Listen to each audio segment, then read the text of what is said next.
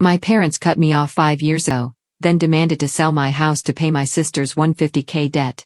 When I refused, they broke in with baseball bats and destroyed the living room, causing $40,000 of damage to take revenge on me, only to discover it wasn't my house anymore. When the police arrived, they desperately called me for help. 3 months ago, I watched my parents swing a baseball bat through a complete stranger's living room, thinking they were destroying my life. Turns out they were handing me the greatest gift I never knew I needed. Freedom from the people who were supposed to love me most. I'm Vivian, and I need to tell you about the day I discovered that sometimes the most toxic people in your life share your DNA. It all started with $120,000 and a family dinner that would change everything forever. But to understand why that money almost destroyed my life, I need to take you back 5 years to when I still believed that blood meant loyalty and love was supposed to be unconditional. I was 28 then, living in a studio apartment that was basically a glorified closet. Every single day for 4 years, I'd wake up in that cramped space and remind myself why I was doing this. Why I was eating canned beans for dinner. Why I was taking the bus instead of owning a car. Why I was buying clothes from thrift stores and celebrating birthdays with gas station cupcakes. $120,000. That's what freedom looked like to me. Enough money to buy a house. To finally have a space that was truly mine. Every dollar represented a choice, a sacrifice, a dream deferred but not abandoned. Late nights debugging code until my eyes burned. Weekend freelance projects while my friends were out living their lives. It was all worth it because I had found her, the perfect 3-bedroom craftsman with hardwood floors and a kitchen that caught the morning light like liquid gold. Every Saturday, I'd drive to my parents' house for our weekly family tradition. Mom would make her famous meatloaf. Dad would complain about his back while secretly loving having both his daughters around the table. And Melissa, my older sister by 3 years, would show up with Andrew, her husband, who always seemed to be chasing the next get-rich scheme that would make him wealthy without actually working. That particular Saturday in October felt different from the moment I walked in. There was this electricity in the air, this sense that something big was about to happen. Melissa and Andrew were whispering in the corner like conspirators. Mom kept shooting me these strange looks, part excitement, part calculation. Dad couldn't quite meet my eyes during his usual complaints about the neighbor's dog. I was too caught up in my own excitement to pay attention to the warning signs. I had pictures of the house on my phone, ready to share my joy with the people who were supposed to celebrate my success. Melissa has some wonderful news, Mom announced as we settled around the dining room table. Her voice carrying that particular tone she used when she was about to ask for a favor. What happened next still makes my stomach drop when I think about it. Melissa didn't just tell us about her new business venture. She gave us a full presentation. Printed charts, graphs, projected revenue streams, market analysis. This was her third attempt at entrepreneurship. And apparently she'd learned nothing from the first 2 spectacular failures that had forced my parents to remortgage their house to pay off her debts. I've learned from my mistakes, she said, her eyes bright with that dangerous combination of desperation and delusion that I'd seen too many times before. This time, I have everything figured out. I just need capital for initial development and marketing. Andrew nodded beside her like the perfect supportive husband, playing his role to perfection. The projections show we could double our investment within 2 years. That's when they all turned to look at me. Not casual glances, deliberate expectant stares that made something cold settle in my chest. Why are you all looking at me like that? I asked, though part of me already knew the answer. Melissa's voice took on that sweet, manipulative tone she'd been perfecting since we were kids. Well, I know you're saving for a house, and Mom mentioned, you have about $120,000 saved up. The room went silent, except for the sound of my heartbeat pounding in my ears. They had discussed my finances. They had calculated exactly how much I was worth to them. I wasn't their daughter, their sister. I was a walking ATM with a convenient family connection. I'm not investing my house money in your business, Melissa. The words came out sharper than I intended, but honestly, I was shocked by the audacity. This wasn't a small favor between siblings. This was my entire future. They were asking me to gamble on Melissa's track record of spectacular business failures. Melissa's face crumpled like I'd physically struck her. But if you help me now, in 2 years, I'll give you back $240,000. You could buy an even better house then. I actually laughed. I couldn't help it. The absurdity of it all.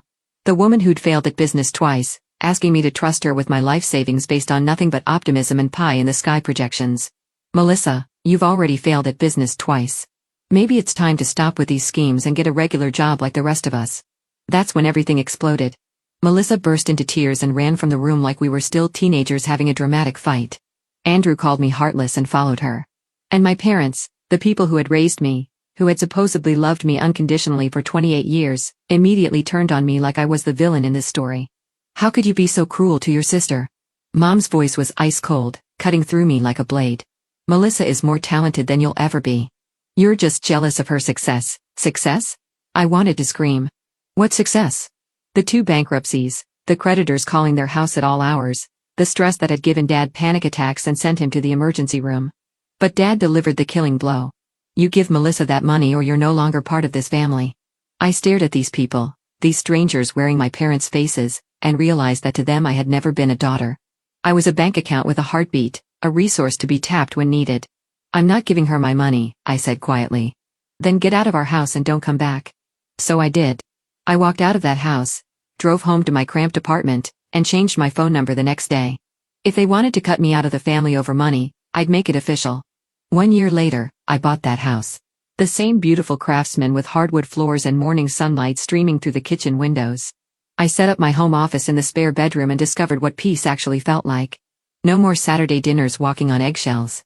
No more listening to Melissa's latest delusional business plans. No more being treated like a human ATM by the people who were supposed to love me. Through mutual friends, I heard that Melissa's business was actually successful this time. She bought a big house, was traveling constantly with Andrew, posting pictures of their lavish lifestyle all over social media. I was genuinely happy for her, but I felt zero regret about protecting my financial future. For 5 years, I lived without them. 5 peaceful, drama-free years where I advanced in my career, learned to enjoy my own company, and slowly built a life that felt authentically mine. I even met someone, Sebastian, this incredible man I connected with through a professional networking group. He lived in another state, but we made the long-distance relationship work because he was everything my family had never been. Kind, stable, supportive, someone who valued me for who I was, not what I could provide. Sebastian would visit me, I'd visit him, and we started talking seriously about a future together. I was actually considering selling my house to move to his state and start fresh somewhere new with someone who genuinely cared about my happiness. Then on a Tuesday morning that started like any other, I got an email that changed everything. It came to my old email address, the one I barely checked anymore. The sender's name made my stomach drop. Mom, Vivian, we need to see you urgently. This is a matter of life and death. Please come home. Despite everything, these people had raised me. If someone was dying, if Dad was having a heart attack or Mom had cancer, I needed to know. So, I wrote back short and direct, I'll come by this Saturday. Saturday morning, I sat in my car outside their house for 10 minutes, trying to gather courage. The neighborhood looked smaller than I remembered, shabbier somehow. But what really caught my attention were the 2 cars in the driveway, Melissa's brand new Porsche and Andrew's pristine Mercedes, both expensive as hell. So, this wasn't just about my parents. This was a family intervention. Mom opened the door, looking older, more tired, with new lines around her eyes that hadn't been there 5 years ago. Vivian, she said, her voice shaky with emotion. Thank you for coming. The whole family was assembled in the living room like some twisted reunion special. Dad in his usual chair looking grim, Melissa on the couch next to Andrew, her eyes red from crying. They all looked genuinely happy to see me, but also terrified. What's going on? I asked, staying standing because I didn't want to get comfortable. Your email said this was life and death. Mom immediately started tearing up. It's about Melissa. She's in serious trouble. I looked at my sister, who couldn't even meet my eyes. Andrew was holding her hand like she might float away if you let go. What kind of trouble? Dad cleared his throat. Her business went under 3 months ago. The bank took her house. She owes money to some very dangerous people. I felt that familiar mixture of vindication and genuine sadness. Vindication because I'd been right about her business prospects all along. Sadness because losing your home genuinely sucks, even when it's the predictable result of your own terrible decisions.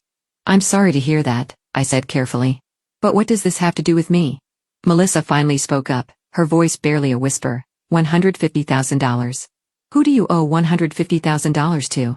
Andrew answered, private investors. They're not the kind of people who accept I'll pay you later as an answer. Melissa started crying again. They've been calling, making threats. They know where we're staying now. They know our routines. We're scared. Vivant really scared. I felt bad for them. I really did. But I still didn't understand why I was sitting in this living room. That's terrible. But I still don't see what you want from me. Mom dropped the bomb. We know you bought a house. A nice one. We think you should sell it and help Melissa pay off these debts. I stared at her like she'd grown a second head. Are you out of your goddamn mind? You're young. Mom continued as if I hadn't spoken. You can earn another house. Melissa and Andrew could be seriously hurt if they don't pay this money back. I looked around the room at all of them. These people who had abandoned me for 5 years, who had told me I wasn't family anymore, who had never once called to check if I was alive or dead. So, let me get this straight, I said slowly, my voice getting colder with each word. You kicked me out of the family 5 years ago because I wouldn't give Melissa money for her business. Now that business has failed spectacularly. She's in debt to dangerous people and you want me to sell my house to bail her out? Family helps family. Dad said with a straight face. Family? I laughed, but there was no humor in it.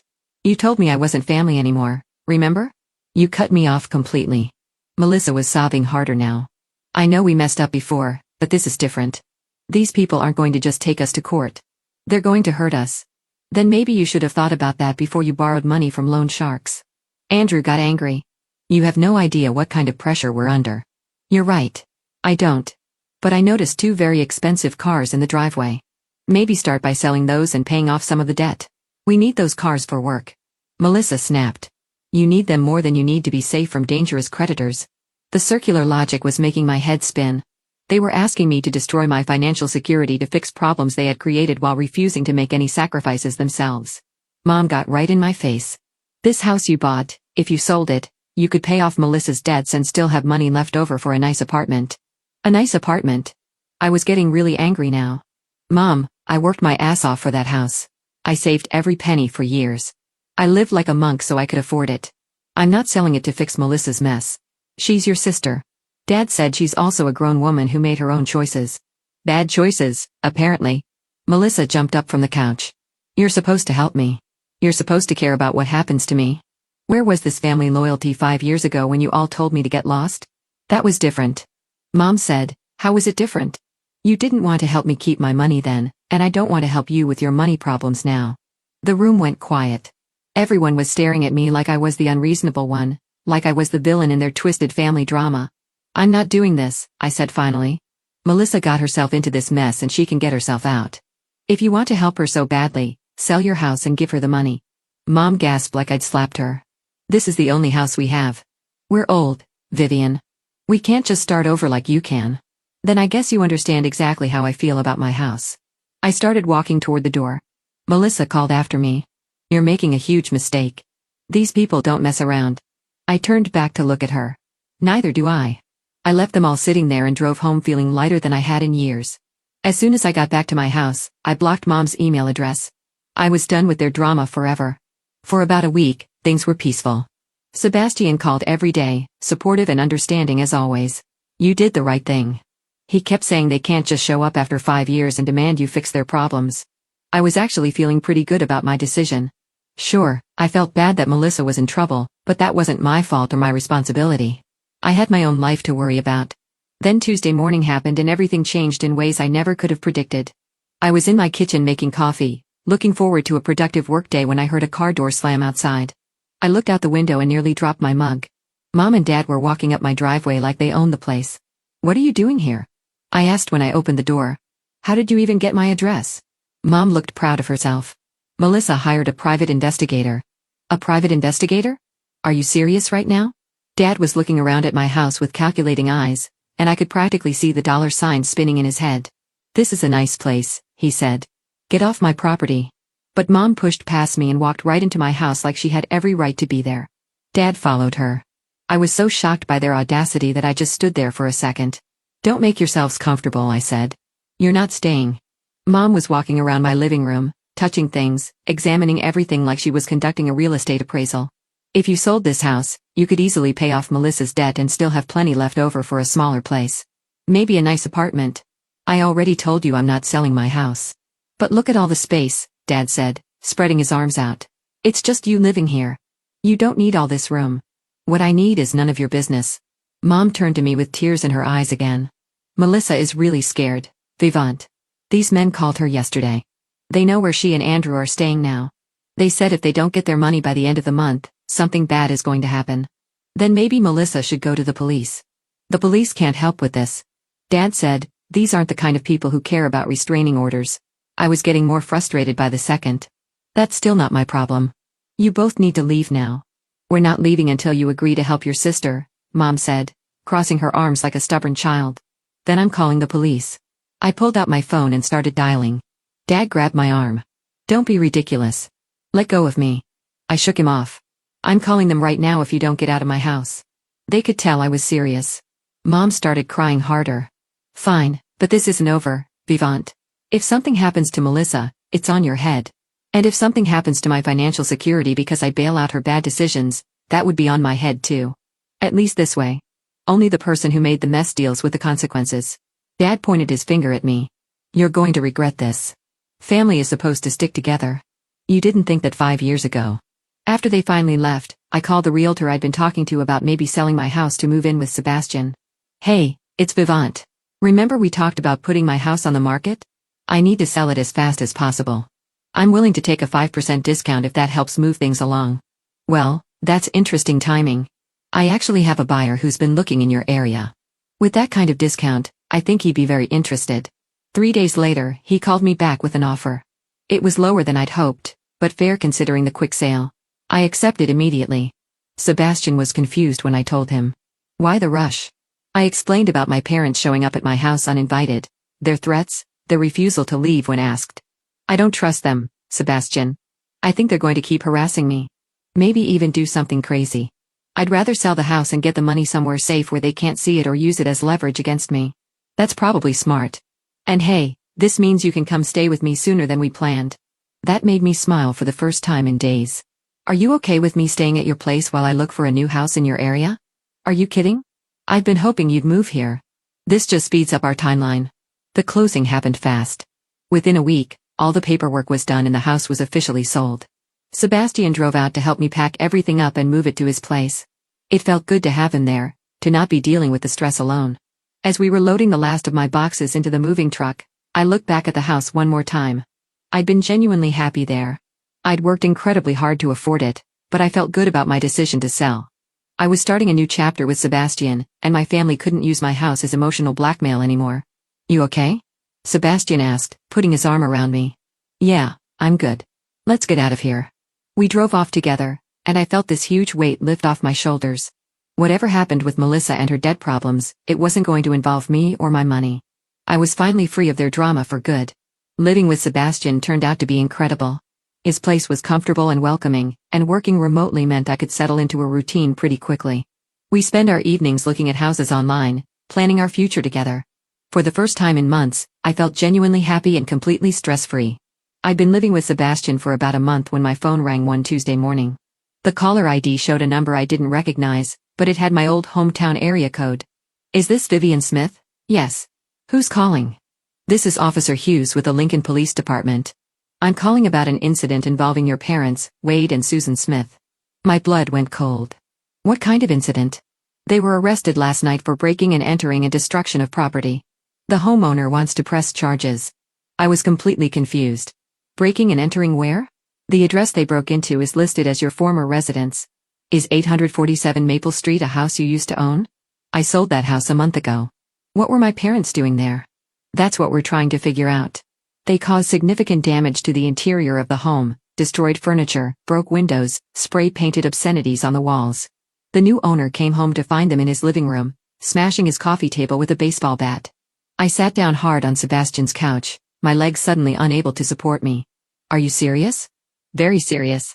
The damage is estimated at around $40,000. Your parents claimed they thought it was still your house and that you'd wronged them somehow. They said they were getting back at you for abandoning your family. I told Officer Hughes everything about Melissa's deaths, about them showing up at my house uninvited, about the whole 5-year family drama that had led to this moment. He listened patiently and took detailed notes. So, they didn't know you'd sold the house? Obviously not. They probably went there to vandalize my property as revenge for not giving Melissa money. Instead, they destroyed some innocent person's home. That's exactly what it looks like. The problem is they destroyed someone else's property instead of yours. After I hung up, I told Sebastian what had happened. He was as shocked as I was. That's insane, Vivian. They could have been shot. What if the homeowner had been armed and thought they were dangerous intruders? I hadn't even thought of that.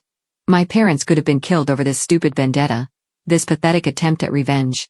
Over the next few weeks, I got regular updates from the police and from mutual friends back home about what was happening with my parents' case. The legal proceedings were moving forward, and the reality of their situation was becoming clear. Mom and Dad were facing serious criminal charges, but their lawyer managed to work out a plea deal. They admitted guilt in exchange for avoiding jail time, but they had to pay full restitution to the homeowner they terrorized. $40,000 for property damage, plus legal fees, plus court costs. It ended up being close to $60,000 total. My friend Catherine called me with the complete story a few weeks later. Vivian, your parents had to sell their house.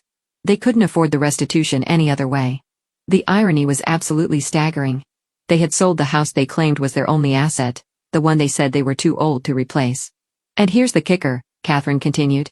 After paying everything they owed to the court and the homeowner, they gave the remaining money to Melissa for her debt problems. So, they had ended up doing exactly what they demanded I do, but with their own house instead of mine. That's not even the best part, Catherine said. Melissa's creditor problems.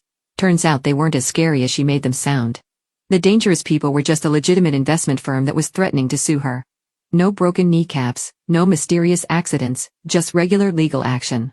So Melissa had lied about being in physical danger. She had manipulated everyone, including our parents, into thinking her life was at risk when really she was just facing a completely normal lawsuit. Where are Mom and Dad living now? I asked. They're renting a small apartment with Melissa and Andrew. All four of them crammed into a 2-bedroom place. From what I hear, it's not going well. Lots of fighting, lots of tension. A few months passed and I heard through the grapevine that my family was trying to contact me through mutual friends. They wanted to apologize, to explain themselves, to somehow rebuild our relationship. Every time someone brought it up, I said no. Catherine called me one more time about it. Your mom asked me to tell you she's sorry. She said they realized they handled everything wrong, that they made terrible mistakes. It's too late for sorry. I told her they spent 5 years not caring whether I was alive or dead. Then they demanded I bankrupt myself for Melissa's mistakes. Then they committed actual crimes because I wouldn't do what they wanted. I'm done. But their family, Vivian, no, they're not. Family doesn't abandon you for 5 years and then show up demanding money. Family doesn't hire private investigators to stalk you. Family doesn't break into houses with baseball bats because they don't get their way. Sebastian had been listening to my side of the conversation. When I hung up, he took my hand and squeezed it gently. You okay? I'm perfect, actually. And I was. We'd found a house we both loved and were preparing to make an offer. I was doing incredibly well at work and had even gotten a significant promotion. Most importantly, I didn't have to deal with their endless drama anymore. He smiled at me with that look that still made my heart skip. Speaking of the house we love, I was thinking about making an offer that's bigger than just on the house. He got down on one knee right there in his living room and pulled out a ring box that took my breath away. Vivian, will you marry me? We can buy that house together and start our real life, the one we've been dreaming about. I started crying happy tears for the first time. In what felt like forever, yes, absolutely, yes. We got engaged that day and put an offer on the house that weekend. Our offer was accepted immediately and we're planning to get married next year in the backyard of our new home. Sometimes I think about my family and wonder if I made the right choice, cutting them off completely. Those moments of doubt usually last about 30 seconds, and then I remember how peaceful my life has been without their constant manipulation and emotional terrorism. Melissa created her own problems through a series of terrible business decisions and an inability to learn from her mistakes. Mom and Dad chose to enable her destructive behavior instead of letting her face the natural consequences of her actions. They all chose to harass and threaten me instead of dealing with their own issues like adults. And when I refused to be manipulated, they chose to commit actual crimes. I chose to build a life with someone who loves and supports me unconditionally. I chose to protect my financial security and my mental health. I chose to surround myself with people who don't try to manipulate me or treat me like a walking ATM. I think I chose much, much better. Sebastian and I are deep into planning our wedding, talking about maybe having kids someday, dreaming about the garden we want to plant next spring. My career is thriving in ways I never imagined, and I wake up every single day feeling genuinely happy and at peace. Really truly content with the life I've built. And none of that would have been possible if I'd let my family drag me back into their mess. If I'd sacrificed my future for their dysfunction. So, no, I don't regret cutting them off. Not for a single second. Sometimes the people who are supposed to love you unconditionally are actually the ones who place the most impossible conditions on that love.